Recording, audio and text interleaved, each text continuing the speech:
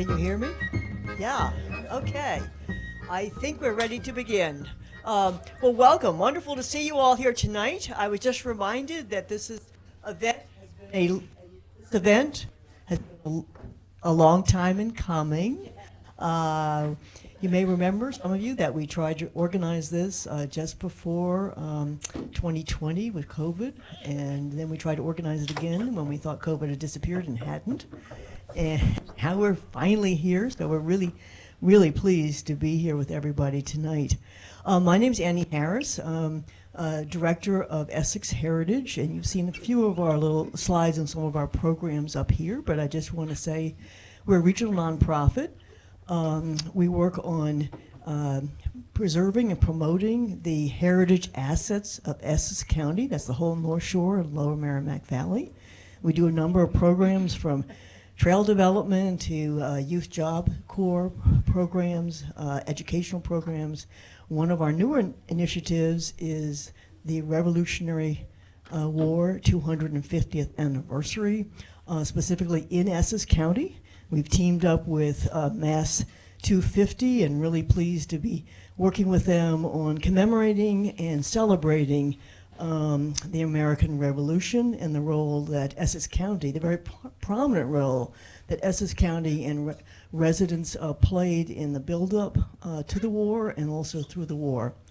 And we're here for a lot of fun tonight, but there's also a serious purpose in kind of remembering what happened 250 years ago, the debates, the angst they must have gone through about whether to break away or not. Some people who broke away, flaky, okay.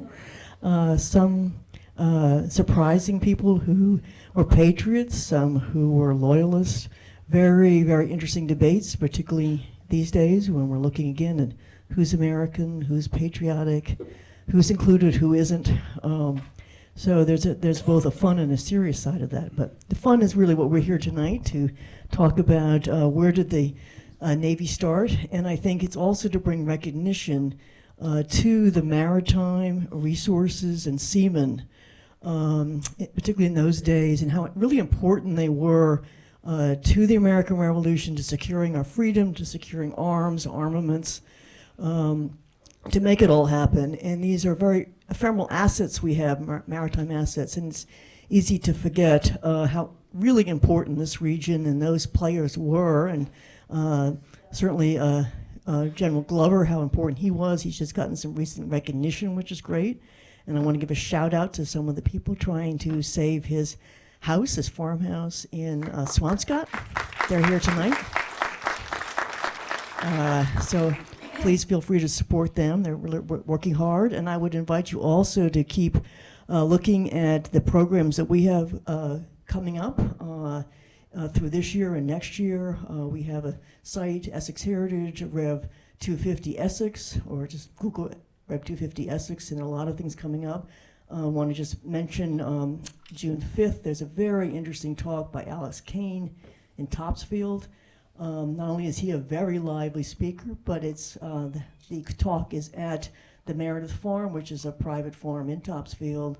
The owner there is a collector of military documents and memorabilia and artifacts, and he'll be showing some of these very important artifacts, including things from the American Revolution that night as well as the talk. So I invite you to come.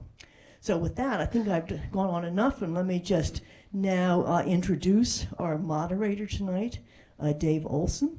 I think most of you know Dave. He's the former longtime editor of the Salem News. He told us to remember it's not just Salem, but it's in many other communities around here, particularly Beverly and Marblehead, who he's unbiased, without fear or favor tonight. He's also a longtime history buff whose parents took him on spring vacation trips to Revolutionary War battlefields and historic sites instead of Disney World. No bitterness there, right? I think he appreciates it now, but I'm not sure then. He says he knows the difference between John Glover and John Paul Jones, but you can quiz him on that later. And with that, David is going to run the program tonight. And introduce our two debaters and keep it all fair and above board, right?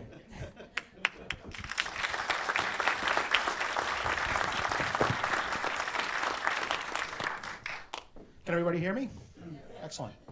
In just a full disclosure, I do live in Beverly, but I moved there. Yeah. I'll show myself out. Just quickly, on tonight's format, we're going to have the gentleman come up and give introductory remarks. They'll each get about 15 minutes. Then we'll sit down. We'll have a back and forth discussion with some questions for about 25 minutes, and then after that, we'll take questions from the crowd. But first, I want to introduce our two esteemed panelists. David Goss enjoys history and is an author of 7 books on American colonial and maritime history, and happens to teach history at Gordon College. A Massachusetts native, he was not born at Beverly Hospital. However, his wife and all his children were born there. Once upon a time, he actually served as executive director of the Beverly Historical Society. And in the other corner, Charlie Newhall was not born in the Mary Alley Hospital, nor was he in the U.S. Navy. Neither was his Marblehead-raised father, who was in the Air Force. He happens to be a United States history teacher at St. John's Prep in Danvers, and does know how to sail, and has done so well east of Down East into the Canadian Maritimes, where he claims never to have privateered. However, he does know the response to down bucket. So we're going to have them come up in a minute. But first, they both agreed we're going to do a little bit of a context. I think most of the people here know the context of this debate, but just so we're all on the same page. In examining why either Marblehead or Beverly should be regarded as the birthplace of the American Navy, it's important to understand what combination of factors or circumstances were involved in the year 1775 that might have brought an American Navy into existence in the first place. Prior to that year, the only Navy that held sway along the coastline in New England, and indeed the entire eastern seaboard of North America, was the British Navy, the largest and most powerful of all European navies at the time. For a group of American colonists who, as of 1775, were still considered British subjects, to attempt to establish a rival naval force of their own must have been viewed as a very risky, and one might even say foolhardy, venture. The stage was set for the siege of Boston following the battles of Lexington and Concord on April 19, 1775. Thousands of Minutemen and many local militia units from all over New England arrived in Boston following the British defeat. The British Army in Boston was quickly encircled by fortifications and camps. Cut off from all land routes, the most expedient way to supply the thousands of British troops and resident civilian population was to establish a regular supply route from Boston from Halifax, Nova Scotia, and occasionally from England. As long as British supply ships were free to visit Boston without interference, the siege of Boston would continue. This unfortunate fact became immediately evident to General George Washington, who arrived in Cambridge, Massachusetts, to take full command of the newly established Continental Army on July 3, 1775. The American Army was now no longer a miscellaneous gathering of militia, but a congressionally authorized force, given the task of driving the British, their troops, and their substantial fleet of ships out of Boston.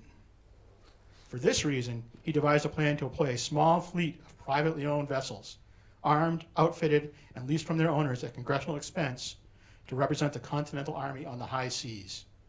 Their task would be to intercept British vessels carrying war materials and supplies bound for Boston, thus denying British troops stationed there and providing much-needed war materials to this severely undersupplied Continental Army.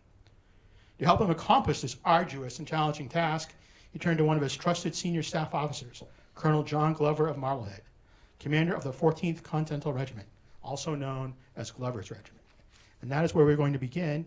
And first up tonight is David Goss.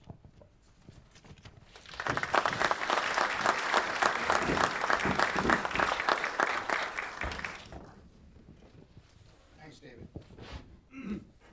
Hello. Can you all hear me too? Okay.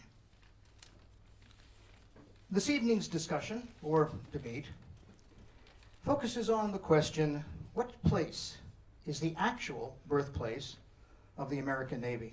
The town of Marblehead, city of Beverly. At the very heart of this question is the other question, what do we mean when we say birthplace? Once we understand the meaning of what a birthplace is, then we may proceed to determine which of these two communities qualifies as the birthplace of the American Navy. According to the Merriam-Webster's dictionary, a birthplace is simply a place where someone or something is born or is originated and serves as its literal place from which it is to come to life. It did not exist as an entity prior to being in that place, and it does exist as an entity after its creation there. In other words, a birthplace is a specific geographic location, a building or a community where something happened and someone's experiences start life. It is, in short, a place of beginning. If I were to use a common and accepted example, I might say to you, the birthplace of American motorized flight is Kitty Hawk, North Carolina. Or perhaps Salem, Massachusetts was known, and most especially has been recognized recently, as the birthplace of the National Guard. Because here it was that the so-called East Regiment, or Flower of Essex, held their muster on Salem Common, following the General Court's order to create a contingent of civilian soldiers on December 13th, 1636, marking the origin of the National Guard of today. In all the above previous examples of birthplaces, no one is particularly concerned where the various people involved in the above birthplace events came from, or what other towns might have contributed personnel or materials. The only concern is, where did the famous event for which these births are known take place? So, I ask you, where did the naval fleet ordered by George Washington in 1775 gather together and form a revolutionary naval base? Where did these Beverly Station vessels get refitted and armed? And where did they receive their crews? And where were their final commissions received? And if I could ask, from where did all these vessels ultimately sail? The answer is that simply all the evidence that the creation of this naval fleet only took place in the port of Beverly, at Glover's Wharf on the Beverly waterfront.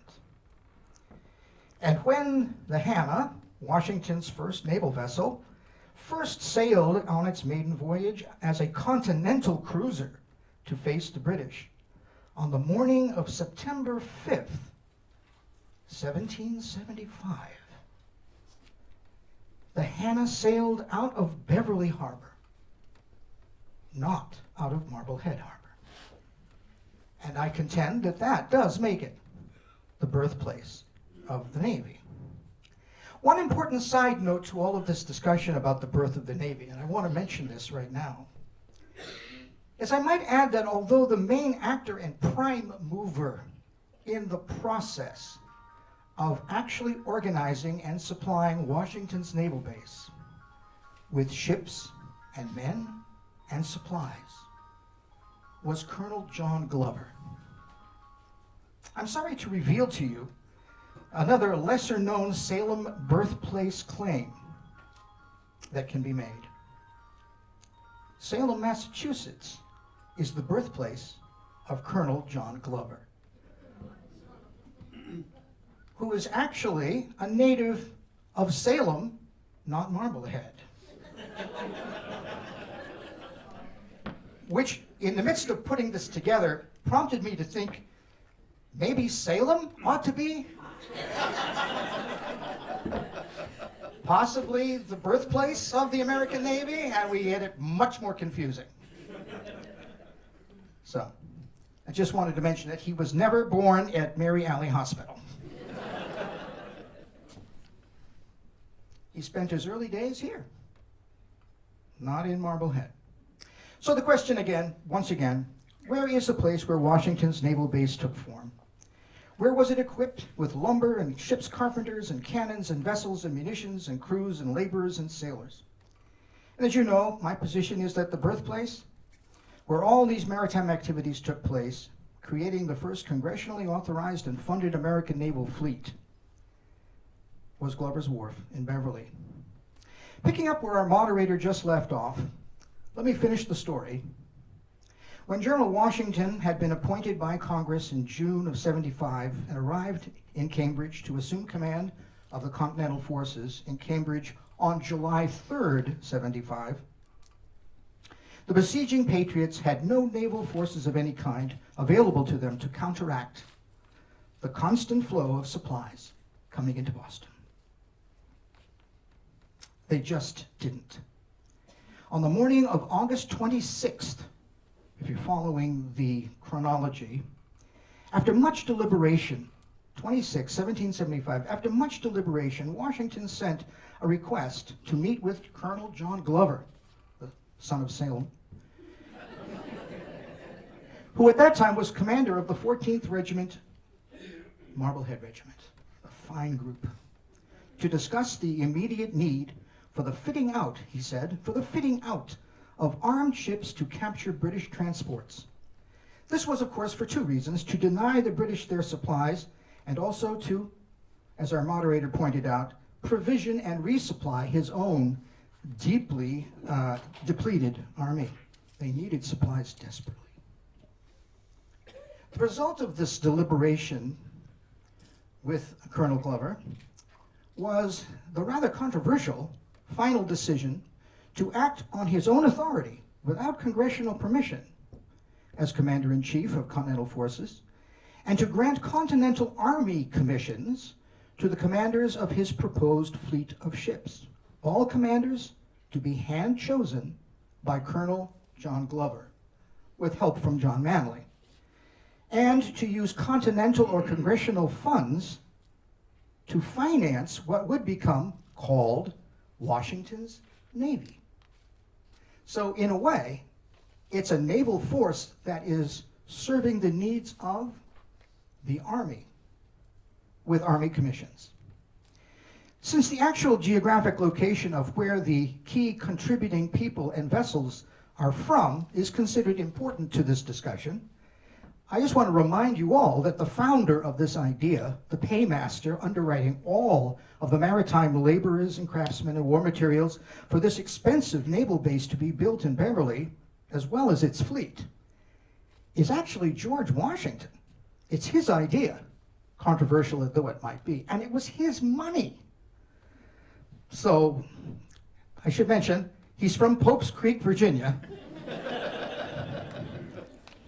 And I suppose that means that Pope's Creek could lay claim to being one of the birthplaces of the American Navy. Colonel Glover was instructed by Washington of Pope's Creek to lease a small fleet of local vessels, most of them former West Indian traders, most of them topsail schooners, from their original owners, most of whom, not surprisingly, were Marblehead merchants and Marblehead ship owners, of Glover's acquaintance, and gather the leased vessels together in a single, well-protected, this is a quote, well-protected location where they could be structurally modified, re-rigged, refitted, repaired if necessary, and armed with cannons, munitions, and supplied with military provisions.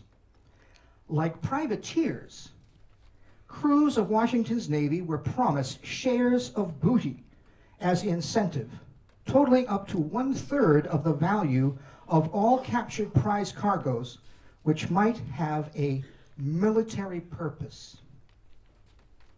The first of these leased and reconditioned vessels was naturally Glover's own vessel, Hannah, 78 tons burden, which was taken over by the Continental Army for refurbishment on August 24th, 1775.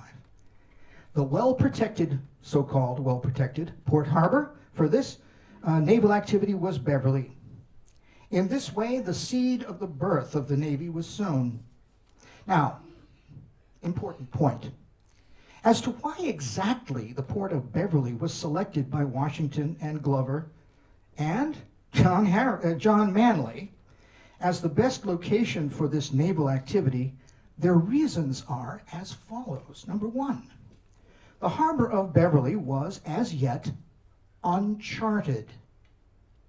A very important point, making it dangerous for unfamiliar vessels to attempt entry to either attack the Washington Naval Fleet or to recapture prize vessels that might be snugly anchored in Beverly Harbor. It had only one safe deep channel, and even that was hard to negotiate at low tide, as they would find out. Number two, from a purely practical point of view, as a newly established Beverly Wharf owner, Colonel Glover could make excellent use of his own newly constructed and expanded crib wharf and his new warehouse facility, which could be leased to the Continental Army and earn him some additional income. And it did. Number three, Beverly was a large, safe port very close to the common sailing routes used by transports and supply ships coming down from Canada to Boston. And it offered less risk to attacking American vessels and a quick escape home to safety if pursued by the British.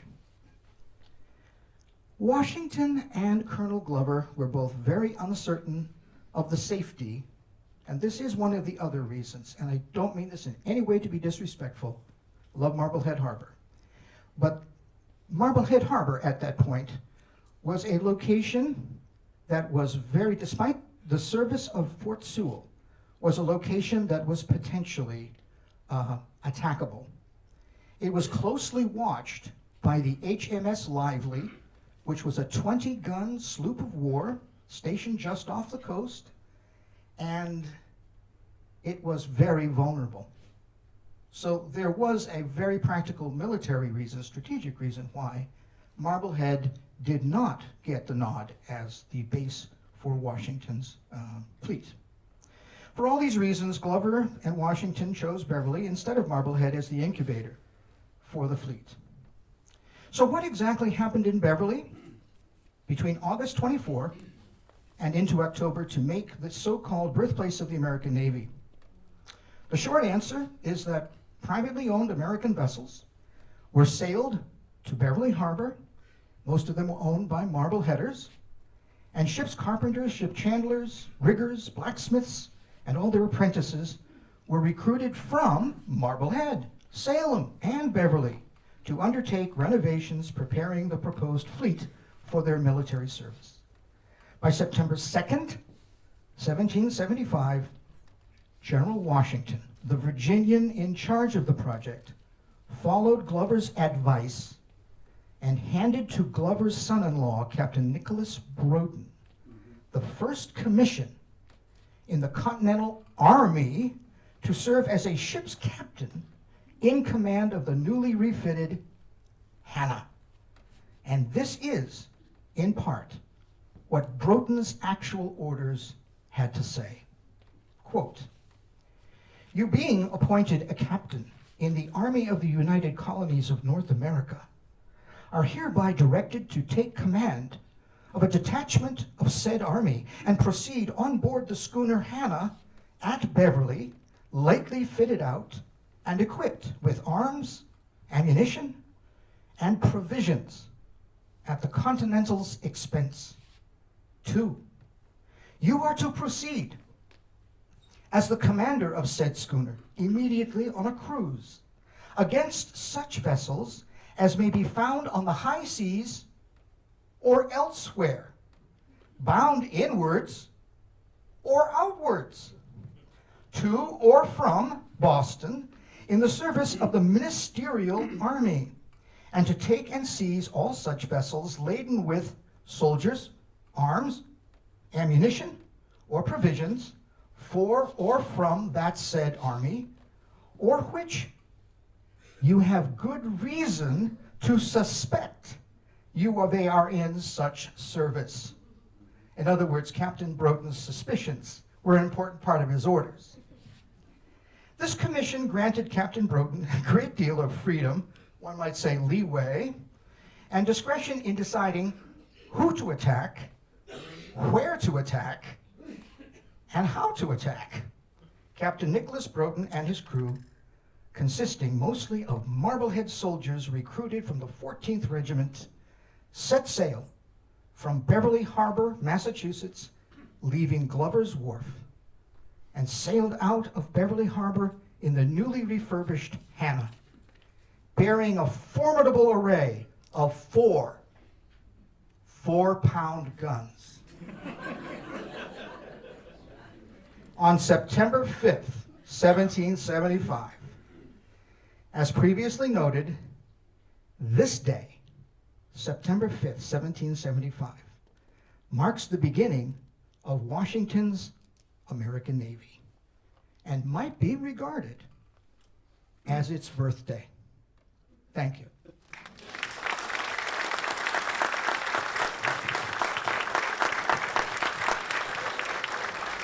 Thank you. And now, we'll hear from Charlie Newhall.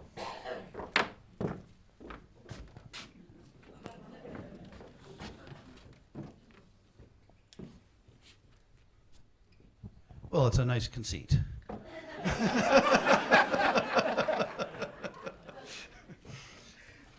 Birthplace, okay.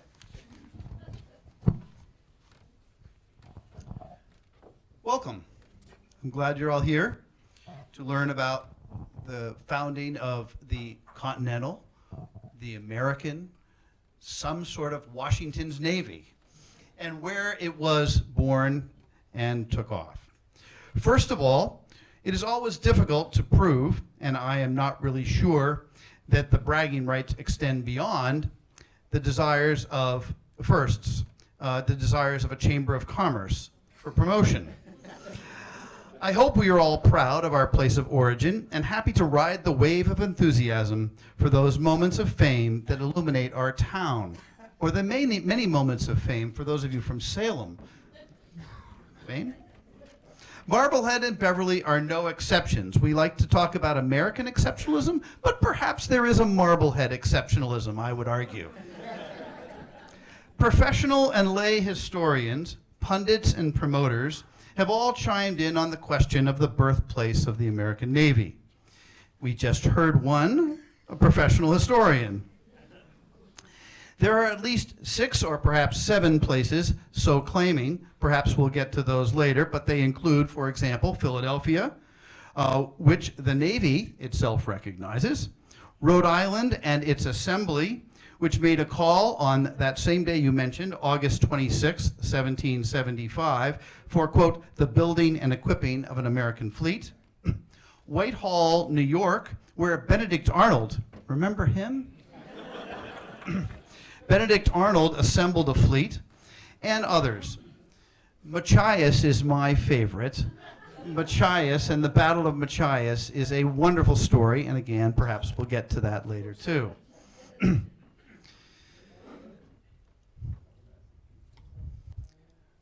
Boats have hailing ports on their stern, I believe. Yes? And I suspect, although I don't know because I've looked at the evidence and I can't find any evidence that the Hannah had a hailing port, but I suspect the hailing port is important because, after all, some of you may have boats, and you might keep them in boatyards that are not in the town in which you sail out of or that you call home. Hailing ports are important. And the heel tapper Hannah, which, although it is debatable whether she was a 78-ton or a 45-ton schooner, we're not sure, although an authority no lesser than Philip Chadwick Smith, who some of you may know, and his model is just outside here in the hallway or in the museum of the Visitor Center.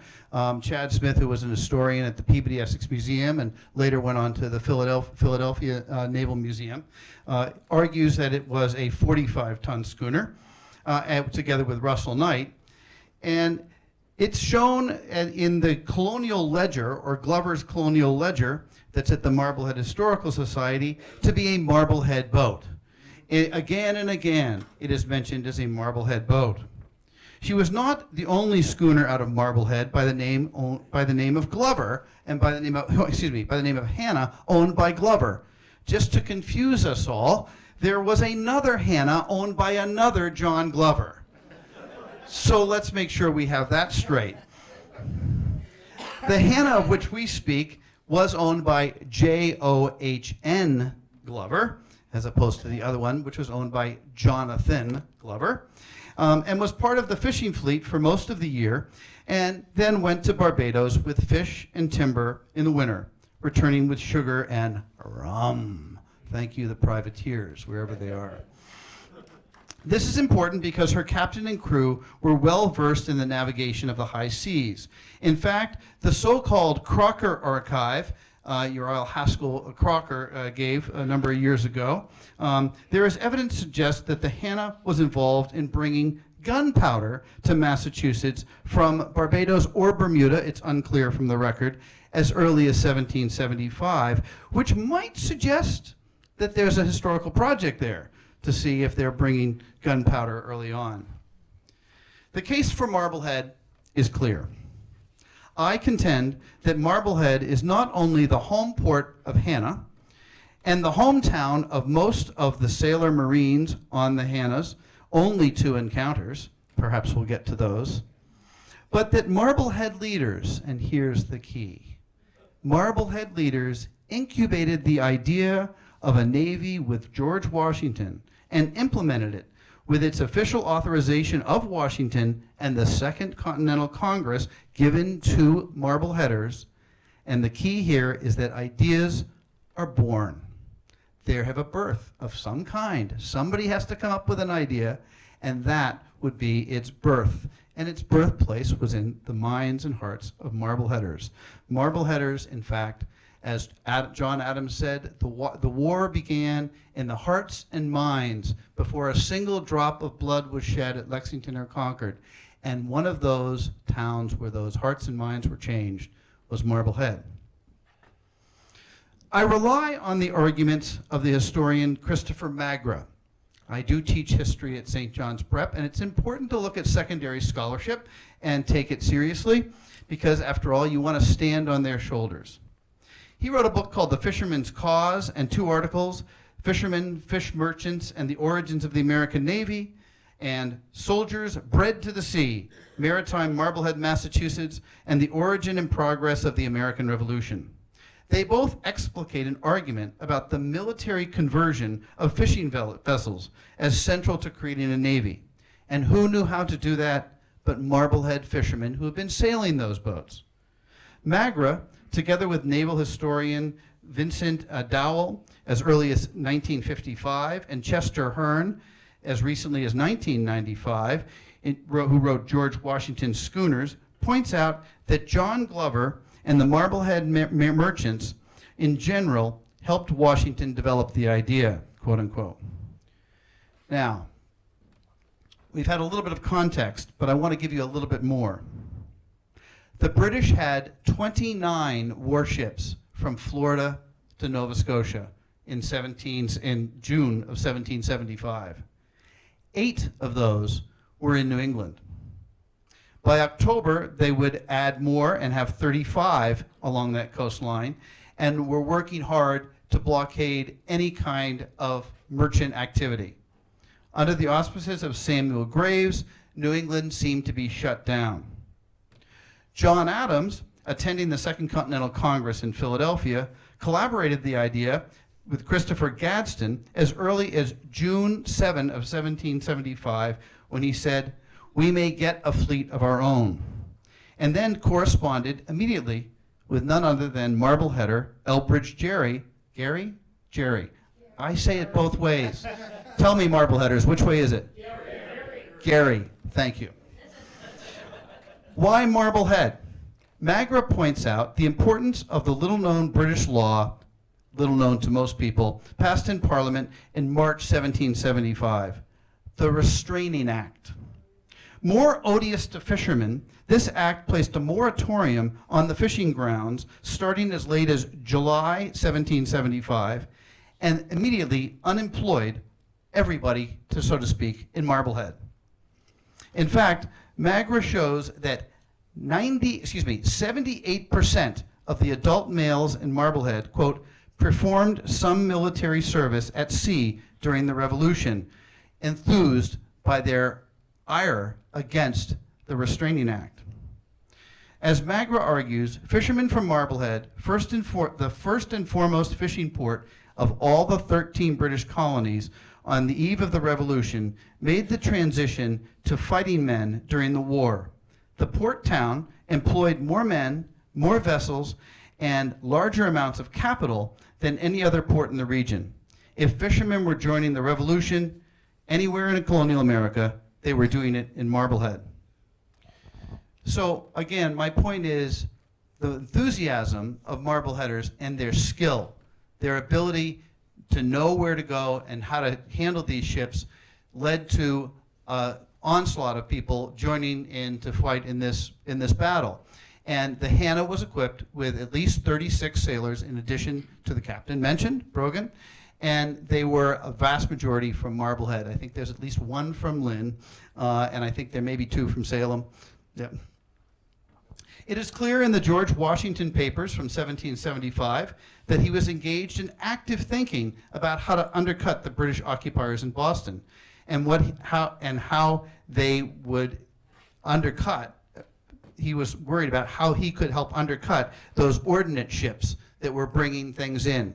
And that's the story of Machias, where they're attempting to bring firewood, essentially, to Boston, in any case. He hoped to intercept them and prevent the British from resupplying and acquiring any papers, that's the key part too, any papers on board such vessels. In fact, the Massachusetts Provincial Congress had already engaged John Glover as early as June 20, 1775, to identify fishing vessels that could be converted. He found 5 or 6, including the Hannah, and 4 others that were renamed the Franklin, the Hancock, the Lee, and the Warren. It may be argued, in fact, that Glover had established a wharf in Beverly, and he had. Any good businessman looked for a good, safe place to have his ships. In November 1774, he had taken his ship Hannah there to outfit it. The captain, Nicholas Brogan, and those some 36 sailors had gone there enthusiastically from Marblehead. Now, you're going from your hometown to where your ship is, and then you're going out to sea. I'm saying that it's the idea of the Navy, that is what is the birthplace here. Place is in the hearts and minds of the people. In your mind.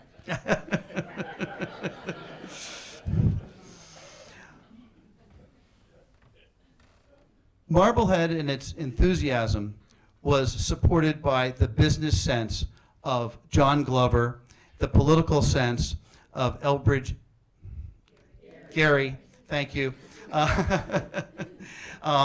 And it is that really started the idea of the Navy. That said, I think we should go to questions that you might have to Marblehead. Down bucket.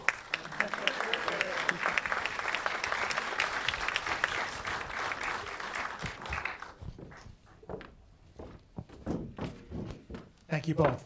That settled it, right? Hearts and minds. So if you go and you Google birthplace of the American Navy, what pops up is Philadelphia, and we all know that everything on the internet is true. But you talked a little bit more. You talked a little bit about the other locations that have some sort of claim to the birthplace of the American Navy. Philadelphia, obviously, Providence, Crown Point, and I think if we were able to ask Benedict Arnold if he was the father of the American Navy, he would most certainly say yes. But his action with Ethan Allen predated John Glover, I believe, right? After. Right. After. Actually, it was in May of '75. Yeah. Right. So this is a chance for you both to talk a little bit about what is lacking in those other claims of those other cities cities and communities that say They're the birthplace of the American Navy. Maybe we'll give you a chance. You want to start? Sure, I think Machias. Yeah, I was just going to mention Philadelphia again briefly, and just say, Philadelphia. The discussion in the fall of 1775 was how we're going to create this, and of course we all know that John Paul Jones, right, ends up being, quote, he claims to be the father of the American Navy, but it is actually John Adams, influenced in large part by what's going on in Massachusetts Bay, that really pushes the agenda. They create a committee in in Philadelphia, and then they look to outfit ships, and they outfit 2 ships and eventually 4 ships in Philadelphia. So it is Congress's authorization of those that is the claim that is made. Yeah. And that, if you're following along with the chronology, what goes on here in Salem is in August and September. Right. What goes on in Philadelphia is in October. Yeah. So it's considerably, 2 months later. Right. Machias is earlier. Machias is in earlier in 1775. I think it's June, right? 1775. And in Machias, merchant ships are going from Boston up to Machias For lumber. For lumber, and that's their whole main objective. But the British, Graves, sends along an escort.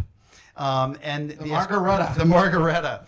And they arrive in Machias, and the merchants already have relationships with people in Machias. They go ashore. But the people in Machias seem to be a little reluctant. So they end up having a big debate, essentially. And the people in Machias finally agree to give them some lumber. And there's sort of a respite. There seems to be a little anxiety, but there's a respite, and they all go to church on Sunday. And on Sunday, some of those who don't want to give this lumber to this firewood to go to these people, the British in Boston, decide that they're going to attack church, where the captains of the ships are at church praying. And they come in, and one of the captains actually runs out and goes to his ship. The other one runs out the back window and goes into the woods, where he stays in the woods for a good 24 hours, hiding from these people. They take his ship. They take his ship, exactly. And that ship, therefore, it becomes the first ship of the American Navy. A very inglorious way to begin. But I feel bad for the poor midshipmen on board the Margaretta. The Margaretta was just a ship. It was a tender, and it was only going up to accompany these people to Machias. And this young fella, he could have been, what was he, 20? I mean, 20. He had no business in charge of a vessel. His name was Moore, I believe. And he winds up being attacked by 2 angry Maine schooners with men literally armed with axes and pitchforks. And a few muskets. And he has trouble sailing, so he's trying to negotiate his way out, and he hits another boat. He's dragging boats behind him. He's dragging spar boats is coming behind down. him. He can't make any headway at all. And finally he says, let's cut the boats. But by the time he tries to, they've already caught up with them, and they're on board. After being 19 or 20 years old and saying, so I'm the reason why the naval war began. We do have to have a moment of sobriety here. He is shot, actually, and does die in that event. Just to lighten the load. Thanks, Charlie. Now, what about Ethan Allen and Benedict? Yeah, I mean, this is a story that I think many of you are aware of. We always hear about Ethan Allen taking Fort Ticonderoga, right? And then having the cannons of Fort Ticonderoga dragged over, all sorts of hills through the Berkshires to help arm Boston Harbor and Dorchester Heights. Well, what we don't think about is Ethan Allen was actually very tight with Benedict Arnold. They worked together. And right near the Crown Point, there is this, is it a Skene? Yeah. What's the name of the there's this Skanesboro, that sounds right. Skanesboro, thank you. Yeah. And there was a lumber yard there, and they were building vessels on Lake Champlain, and Benedict Arnold captures one of the ships that had been built there, and renames it the Liberty. That sounds right. The very first. Now remember, this is in May of 1775, before anything else Of all people, Benedict Arnold. And he captures this little civilian vessel. I think it was the Katy, or it was. I thought it was called the Skane, or something. It's named after the town. Yeah, he names it the Liberty. Yeah. And Benedict Arnold takes possession of this vessel, and it becomes the very first. He winds up with two. And then he goes north to St. John's, across Lake Champlain, goes to the north of Lake Champlain, goes to Quebec, and actually attacks a fort. They actually aren't making enough headway, and he has to, they get kind of becalmed on the lake, and he puts his men in boats, and they row their way the rest of the way to the north of Lake Champlain.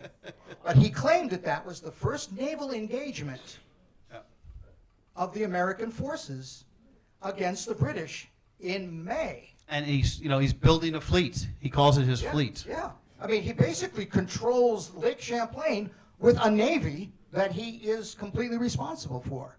So you just told us Burlington, Vermont is the birthplace? Well, White Plains, New York, because of his involvement there, that's the basis, really, I think, for the Whitehall claim is based on that. The Whitehall claim is based on It's that. based on that. New England's West Coast. Yeah, I don't think Burlington has any claim at all. Although the way things are going, they'll probably come up with one. So you never know. So let's segue from Benedict Arnold to John Glover for a second. Well, could I just interject one Absolutely. other thing? We haven't mentioned Rhode Island. And, I think that puzzles people, because we talk about Washington is engaged in these negotiations with his officers in August. And he understands something that everyone, I think we can all agree on. He had a very large army. Actually, it's been estimated to be about 14,000. I mean, ridiculously large number. But the problem was he had 36 barrels of powder. Right. That's right. Which actually boiled down to 8 rounds a man, which is just not enough to have a successful campaign against a British army of 8,000 guys. That's just not going to do it.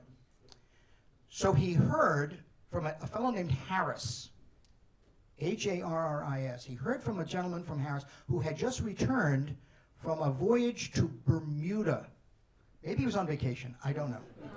It's a nice place to go. The first Bermuda race. Well, it might have been to get gunpowder. Because in Bermuda, there was, and why the British did not more heavily guard this, I don't get it.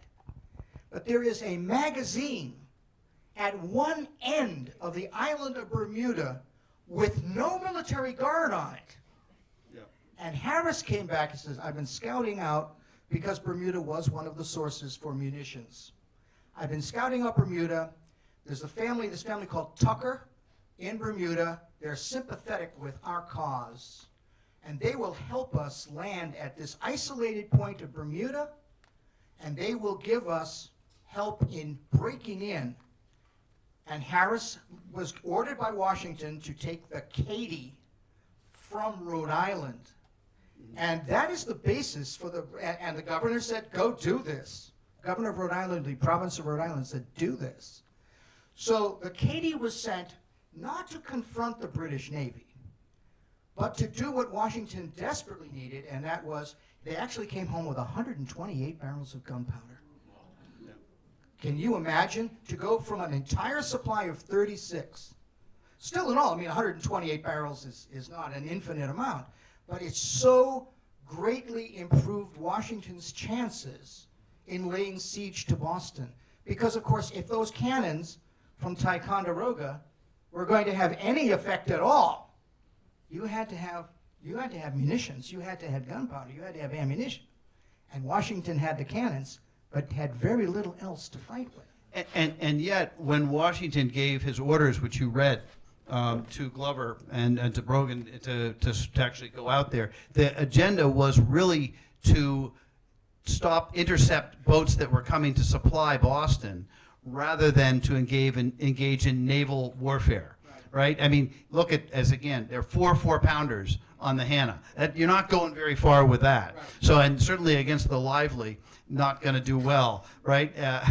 Fortunately, the Lively went a different direction. The first time they actually went out and out into Salem Sound. Salem Sound, that's Salem Sound, by the way. And as they're making their way out, they're out by Halfway Rock. The Lively spots them, and there's another smaller British ship that spots them, and they go and tuck in essentially in Cape Ann. They tuck in essentially at Eastern Point Yacht Club and go ashore for dinner. And the next morning they wake up and they see another ship there, and they sort of eye it. They go over there and they engage. They fire a shot into the Unity, and the Unity. I have that story. You want to do it? Go for it. Great. Can I read you the story? Yeah, great. Okay, this is kind of a fun. Well, I think it's fun. It's a fun story. It is a fun story because you don't hear that much about this. Okay, here we go. And Marbleheaders, be prepared. We're going to recover from this one. We're going to recover. Okay, here we go. I can get it started. You've got it. Yeah, go right here. Yeah, good. It's like story time, isn't it? And so, boys and girls, as to what exactly happened immediately after the sailing of the Hannah from her maritime birthplace in Beverly.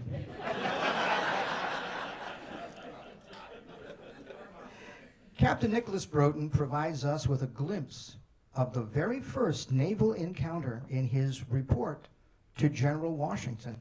And I'm going to be quoting directly from this report.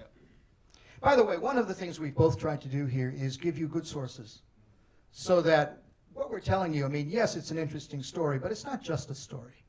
It's an important part of our history.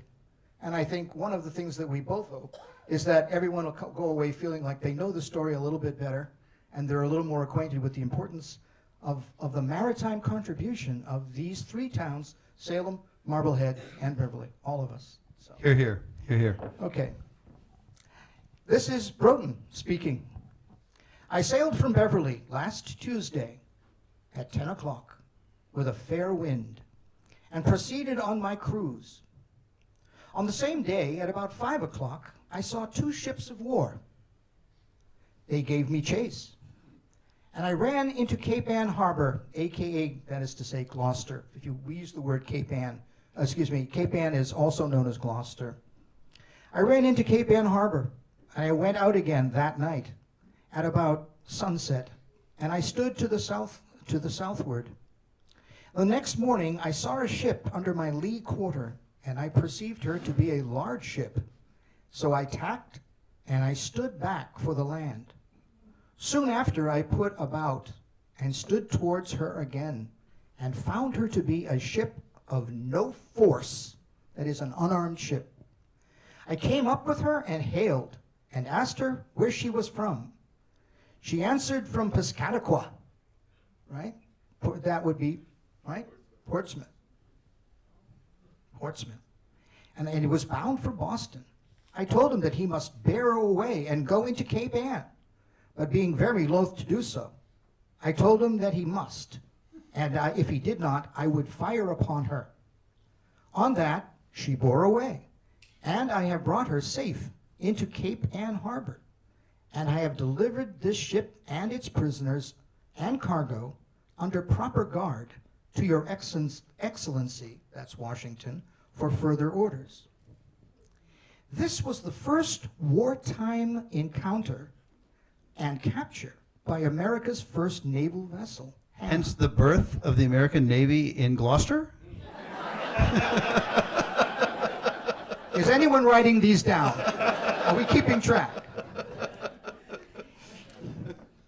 It happened to be the ship Unity, a 300-ton, this is a large, by our standards of this time, a large vessel, a 300-ton merchantman. Owned by? Owned by New Hampshire merchant and member of the Continental Congress, John Langdon. An American, a patriot. He's a member of Congress, folks. And it was loaded with war materials. He ends up in the Constitutional Convention. This guy's important. You could tour his house today up in Portsmouth. It proved to be, the capture of this vessel actually proved to be a serious mistake for Captain Broughton. Capturing a ship owned by a member of Congress, even today, would not be considered a good thing to do. An embarrassment for Washington as well, and George Washington ordered that the Unity, now under guard at Cape Ann, be returned to her original owner, Congressman Langdon, without being tried, condemned, and declared a prize of war. Upon hearing of this, Captain Broughton, and I understand how he thinks. Yeah. Captain Broughton and his crew were terribly disappointed, since this meant that they lost their promised 1/3 share of the Unity's cargo. That's the deal. You are going out there, the captain and crew get 1/3, another third gets sold, and a third of it goes to Congress. Remember, we have no manufacturing going on here in the colonies. So we are literally dependent upon all the manufactured goods that are necessary to fight a war. We have to depend on the British to supply us with the materials to fight them. Which sounds like a strange business plan, doesn't it? All of this certainly comes from George Washington's papers, because he's reporting back to George Washington. In response to hearing that the Unity had to be returned, Captain Broughton wrote a letter to George Washington, stating that in view of the excessive cargo of provisions that they found on board the Unity, these were provisions that he claimed were supplies for a military force. He strongly suspected that it was more plausible that the Unity was in fact headed to Boston to help resupply the provision needs of the besieged British, and not an innocent trading voyage as claimed by Congressman Langdon, who claimed that it was on its way to the West Indies. Washington was unconvinced by Broughton's rather logical argument, and the decision to return the Unity to Langdon was confirmed. The majority of Hannah's crew, when informed of General Washington's decision to give the rich prize back, refused to do so. Mutiny. Mutiny. And they declared it was.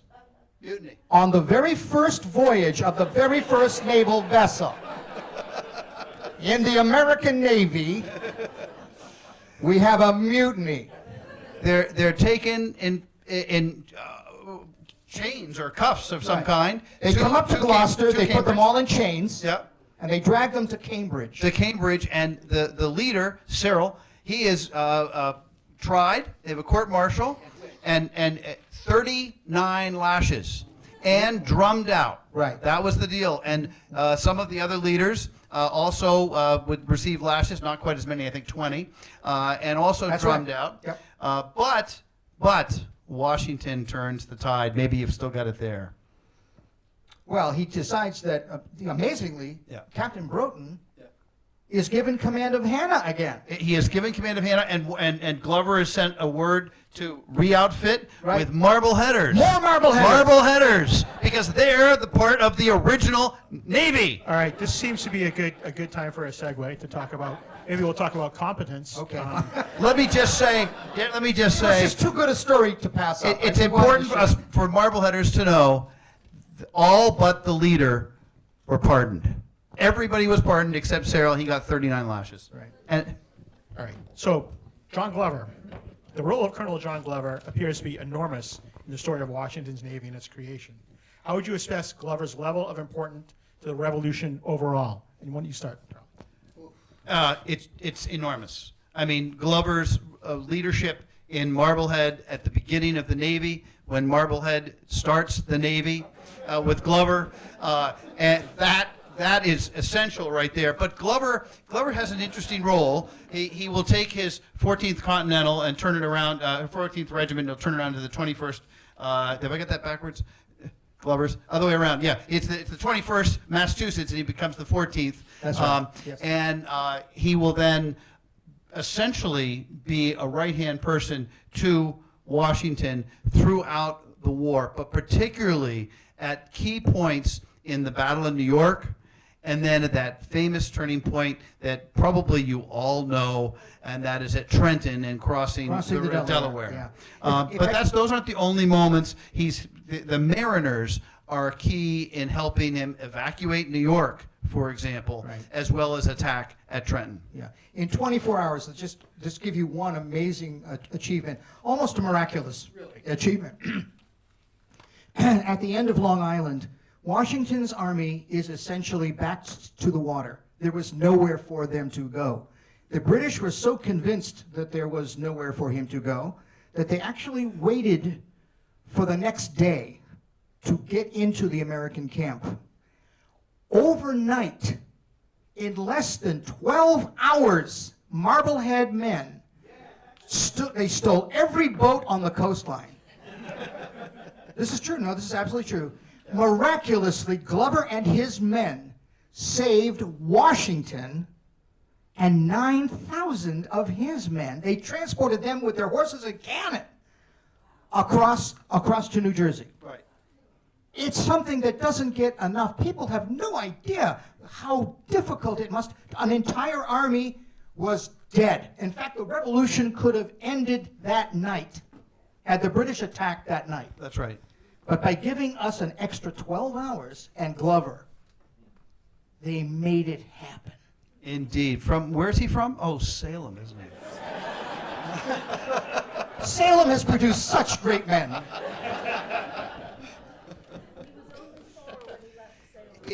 I would just say again, it's really important that we remember people like Glover and what they did, not only by telling the stories here and reading history, but also seeing the material culture that they lived in, the houses that they lived in, the streets that they walked. We need to And save his house. Historic preservation is important, and we need to save Glover's house. We are all absolutely convinced that that is something that needs to be supported. And to think that we would lose the house of a man that had virtually saved the American Revolution several times. More than once. More than once. What are we thinking, really? You know? I mean, you've really both only said like a sentence about crossing the Delaware. I mean, and that was. You know the story, right? It's Christmas Eve, right? Christmas Day. You know, and the Germans are in Trenton. And what are Germans doing on Christmas? What do you think? They're drinking. Yes. And Washington knew he desperately needed a victory. What better victory could you have than to attack and beat an army of drunk Germans? And so they cross the Delaware. The Delaware. And they march to Trenton. They marched not far up, not far away, down the river. They attack the drunk Germans. And they win a tremendous victory, a battle, and it really helps to boost, if nothing else, it boosts morale. They take 900 hostages. It's amazing. Not hostages, that's not the right word. Prisoners of war. Prisoners. Did we actually use the word hostages? Oh, gosh. Aren't you glad you came tonight? But they crossed twice. They crossed. And then they went back. Right. That's the amazing part. Yeah. Charlie, that 9 miles to Trenton was almost tougher than crossing the Delaware. Ah, indeed, I bet. All right. So let's Yeah, let's give some attention to Beverly. Okay. To what degree did the town of Beverly support the idea of serving as a revolutionary center of naval activity? And what are the advantages and what are the disadvantages? Sure. Good.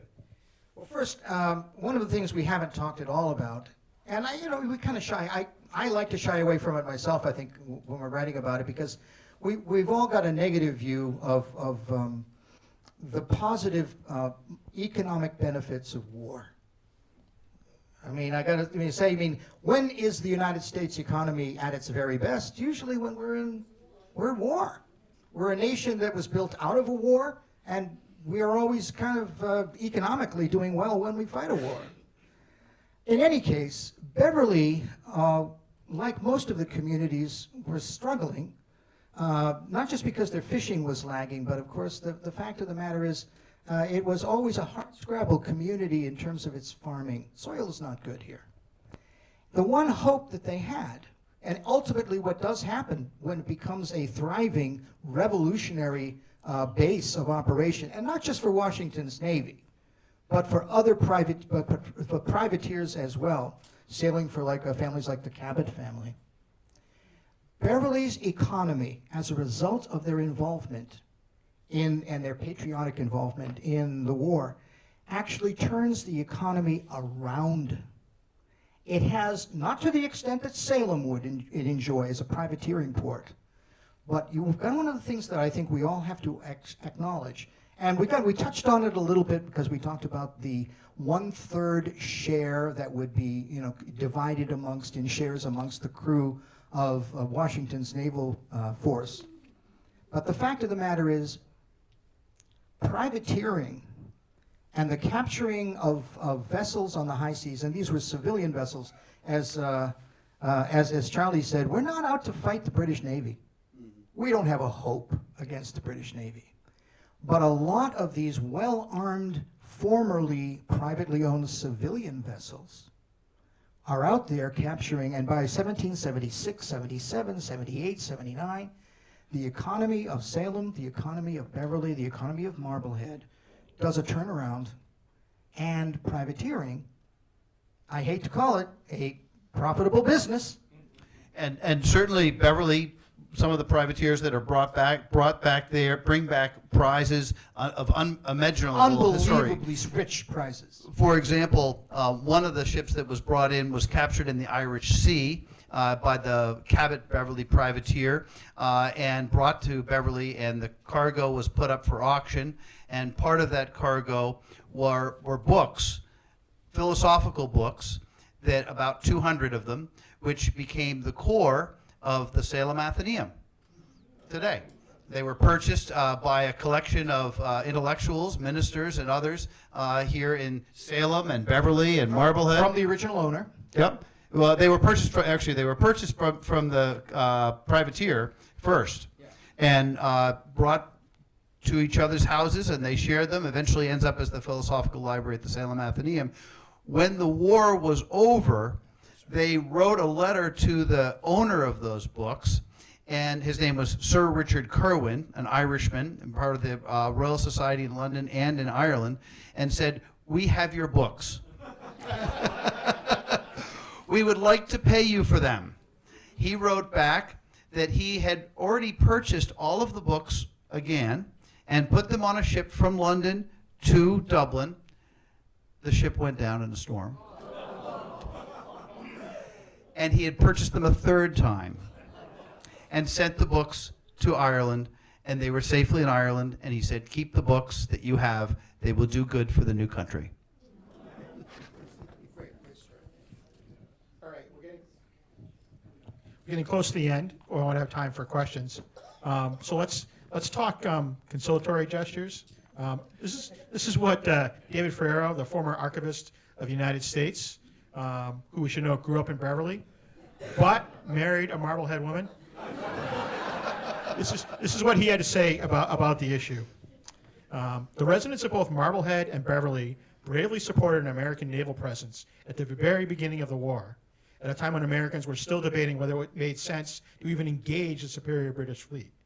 Their courage facing the enemy as underdogs is one of the reasons that both towns are proud of their connection to the Hannah and its role in the Revolutionary War. With that in mind, is it possible to view the entire maritime community, stretching from Beverly Harbor to Marblehead Harbor, including here in Salem, as place of origin for the American Navy? And you can go first.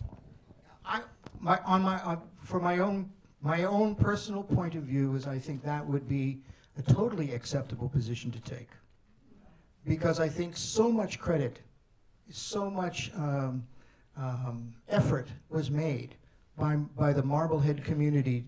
It has to receive some of the honor of being responsible. I'm sorry, did I say something amiss? I would agree. I would agree that indeed, it is a good position to take. And in fact, when you look at the second encounter of the Hannah, she only had 2 encounters, to remind you. Would you like to share that with us? The second encounter of the Hannah was very much a Salem Sound event.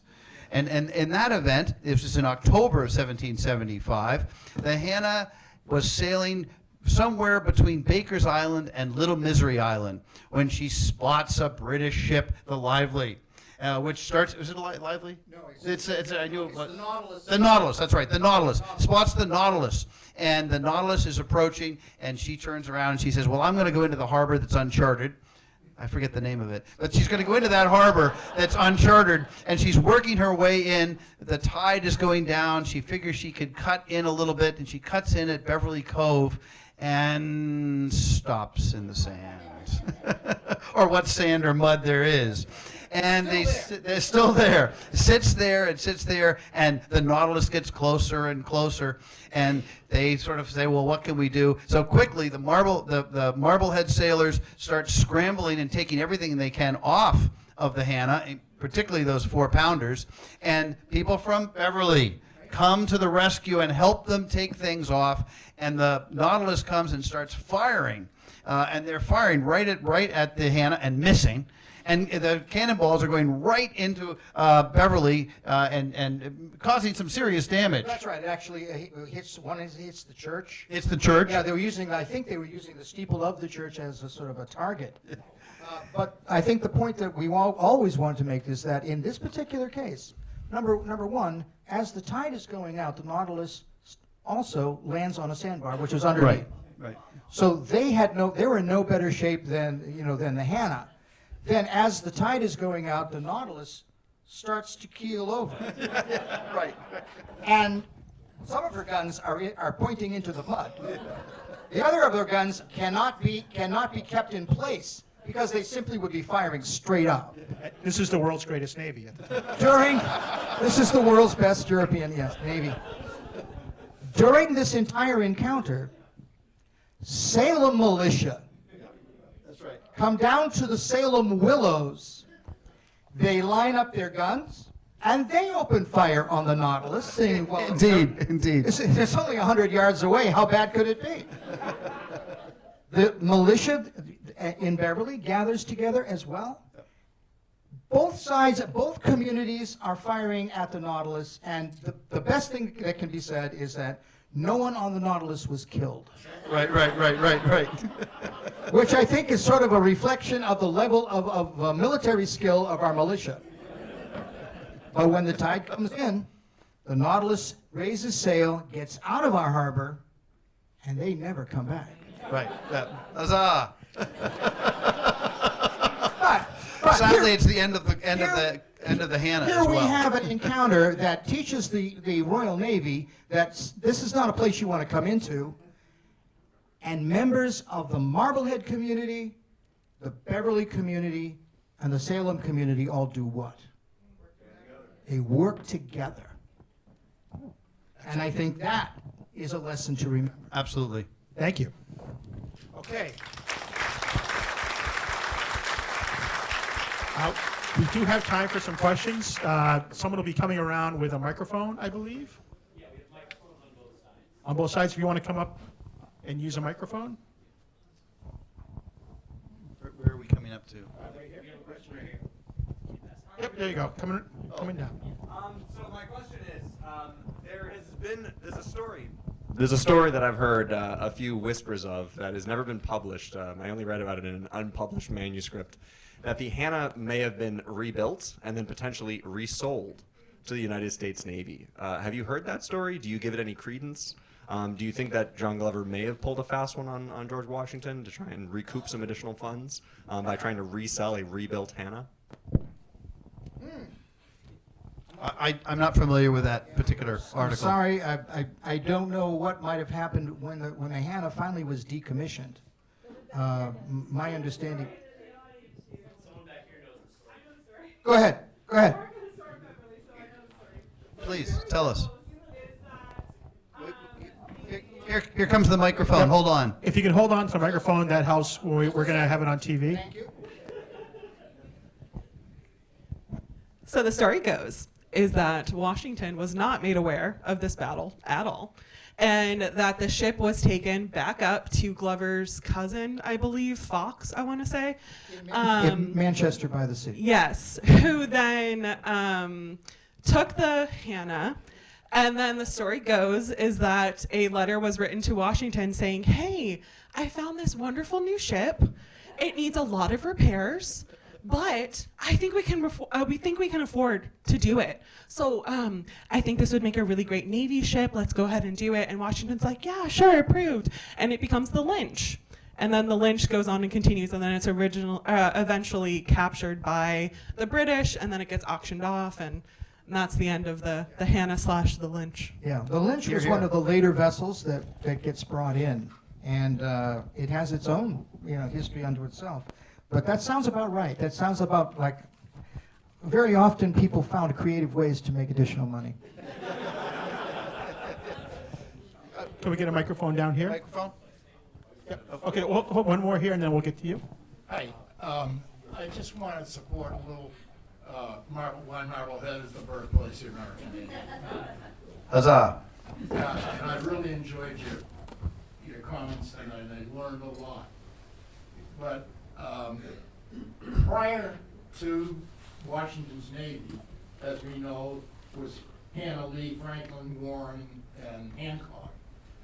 There were two privateers that sailed from Penrith Wharf in Marblehead.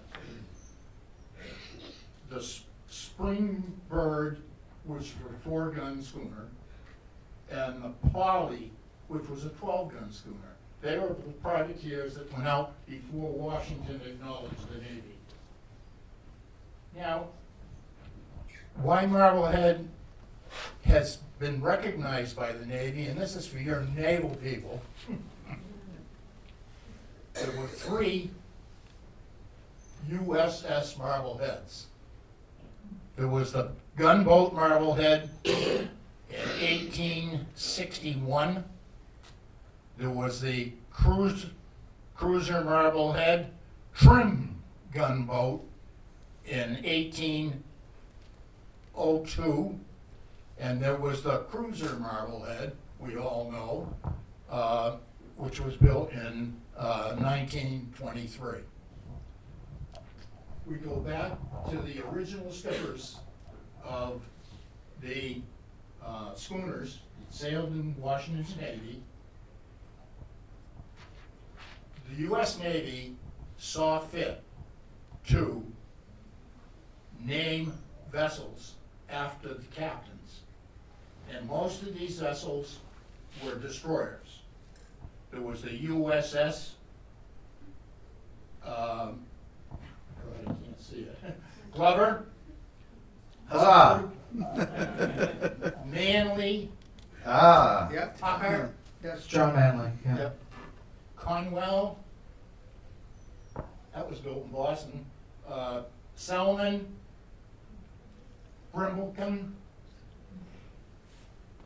Gregory, Crowninshield, and Boyle.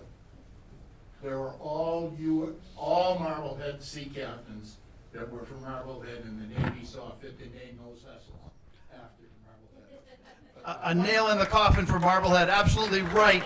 Right down with Beverly done. Beverly's done with that. That's a little town, Marblehead, and all those vessels. Now, the capping of all this, don't forget, the Constitution had something to do with Marblehead. And the Constitution, under siege, came to Marblehead in 1814. I think the revolution was over by then. However, they saw so much of That's great. Marblehead, they returned in 1931. And believe it or not, they returned again in 1997. How many people were there at that event when they returned? Absolutely fantastic. Thank you. That is terrific. My question Absolutely is, terrific. how many times did the Constitution go to Beverly? How many times do we want it stuck on a sandbar? Thank you. Well done. But I have to cap this off and say, as much as I'm in favor of Marblehead, I have a wife of 62 years and she's from Beverly. Can we get the microphone down here? Yep, we had one person with a question. I'm going Sure. to bring it down front. Then we have one in the back here. I know Marblehead has a letter from Washington. I wonder if Beverly does, thanking them. Thanking them for their hospitality. Beverly Historical Society might know. Our representative from Beverly Historical Society. Hospitality letter, I don't know. A thank you note? Certainly Washington came through Marblehead, and there's And great Beverly as stories. well. And through Beverly as well? Yeah, yeah.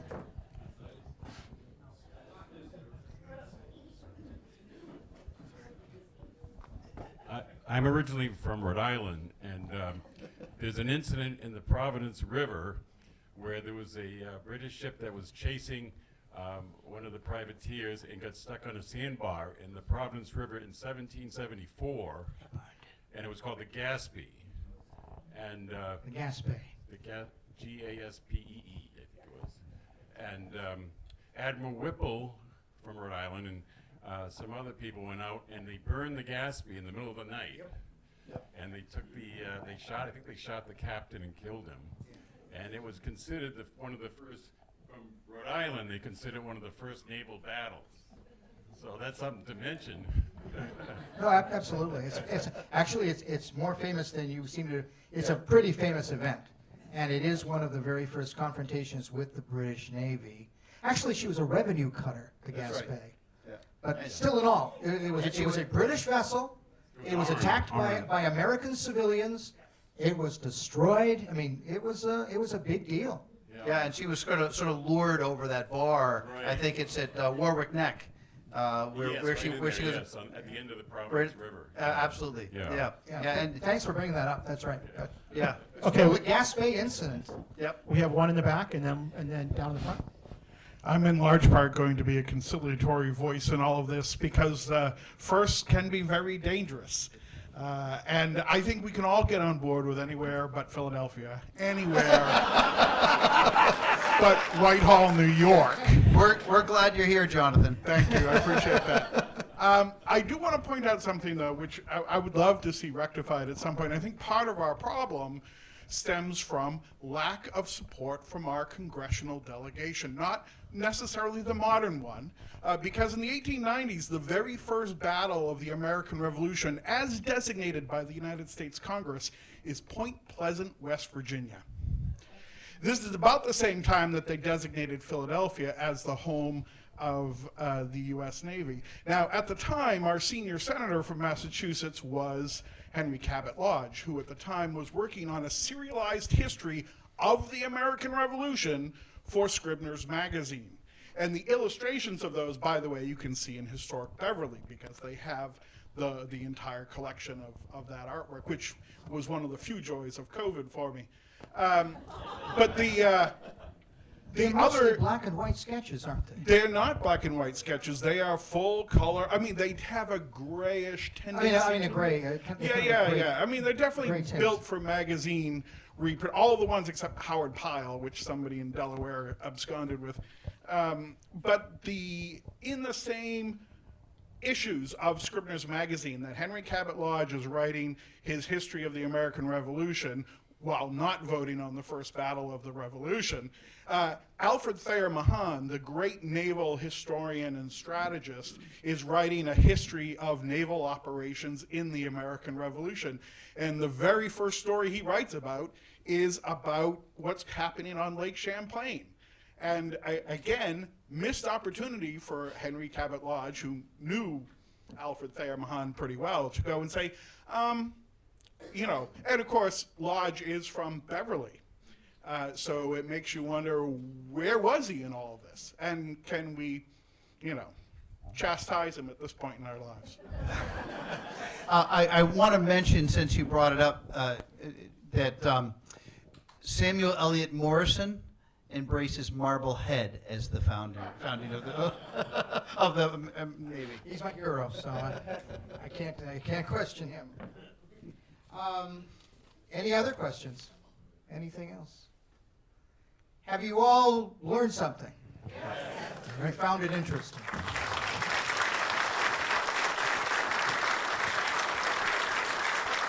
Thank you, everybody.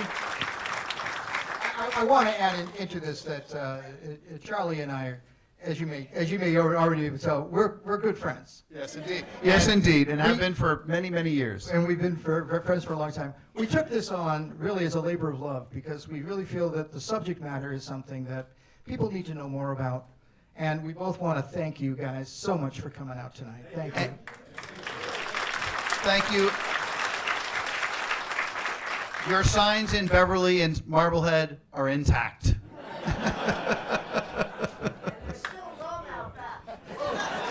Thank you all. Thank you all.